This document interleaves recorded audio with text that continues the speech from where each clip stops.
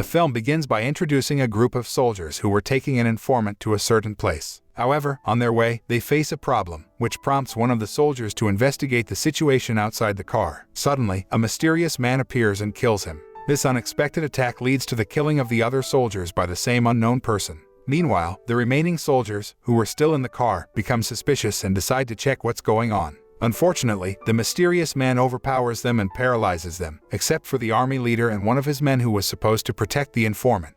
At that time, the group leader tries to confront the mysterious man, but he fails and ends up dying in a terrible way. The unknown man then proceeds to eliminate the rest of the soldiers and reveals his identity. He is none other than Walker, the notorious assassin, who is feared throughout England. Walker then uncovers the informant's face, which makes him feel relieved, thinking that he's been saved. However, the informant doesn't know that Walker was actually sent to kill him. Without any hesitation, Walker shoots the informant in the head, killing him instantly. Soon after, Walker was taken aback by the fact that the body of the army leader had disappeared. This worried him greatly because if the army leader was still alive, he could reveal Walker's true identity. To tackle this issue, he immediately contacted his organization and informed them about what had happened.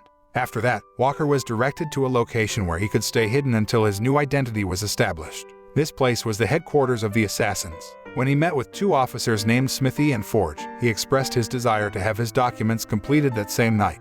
However, Forge couldn't promise him that because there were many assassins waiting for their identities to be changed. Thus, Walker had to wait his turn. After informing Forge, Walker followed Smithy to a room where he was asked to disarm and then locked in. This was done to avoid any commotion in the headquarters. As he was about to leave, two individuals entered the room and began to argue. Walker was tempted to intervene, but Smithy stopped him from doing so. After Walker had finished off the informant, he entered a room where he cleaned his fingerprints using a machine. While doing so, he noticed that there were other assassins in their rooms. He was particularly surprised to see a pregnant woman named Juliet in one of the rooms. Meanwhile, a group of armed men were stalking the headquarters of the assassins. Reynard, one of the men, reported the results of his surveillance to their leader named Big Deal, who was a member of the Mafia. Upon hearing the report, Big Deal ordered his men, led by Keats, to infiltrate the building, kill everyone, and kidnap Juliet. However, Walker was unaware of the impending attack and was in his room when Smithy slipped an envelope through the hole in his door. Then, he immediately checked the contents of the envelope.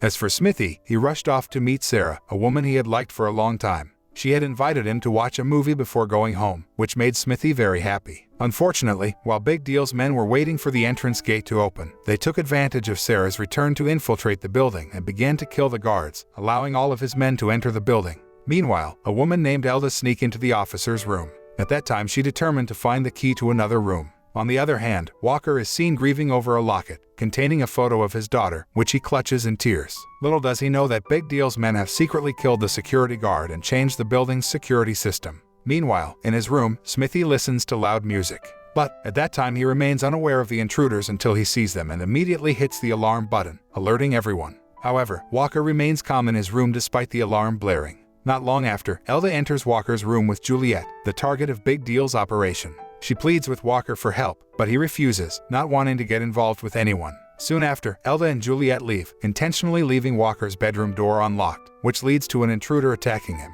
Thankfully, he manages to dodge the attack and takes the intruder's life. After checking another room, Walker finally meets up with Juliet and Elda, who are arresting one of the intruders. However, Elda is still annoyed with Walker for not helping them earlier, and he is frustrated that Elda didn't lock his door, which led to the attack. Initially, he decides to let her fight alone, but eventually changes his mind and decides to help her. Unfortunately, Elda chooses to go on alone with Juliet, and they split up. Soon after, as Elda was trying to secure the situation, Juliet suddenly spotted two of Big Deal's men and became frightened. She quickly hid under a car. Meanwhile, Walker noticed that Juliet was in danger because one of the intruders was trying to capture her. Then, he decided to help Elda fight off the intruders to protect Juliet.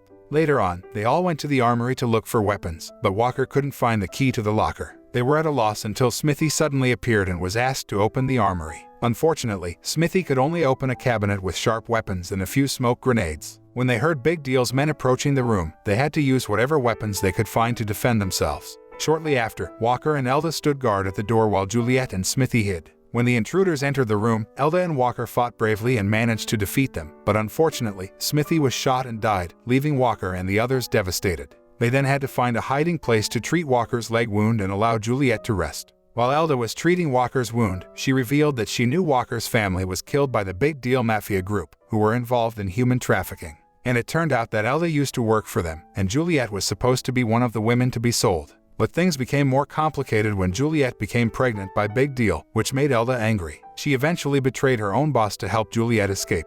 At that moment, Elda felt sorry for Juliet and didn't want her to suffer the same fate as herself, who was kidnapped as a child and never reunited with her biological family. Shortly after, Walker decided to talk to Forge for help, but Elda said no because his injuries were too severe. So, she decided to take matters into her own hands and went to the communications room to seek help herself. However, the room was guarded by intruders and Elda had to fight them all off before she could enter. Despite being outnumbered, she was able to defeat them all. Once inside, Elda deactivated the network jammers and restored the building's signal. That's when she found Walker and Juliet, who had both been injured by a knife. But then, Juliet treated Elda's wound, which luckily wasn't too deep.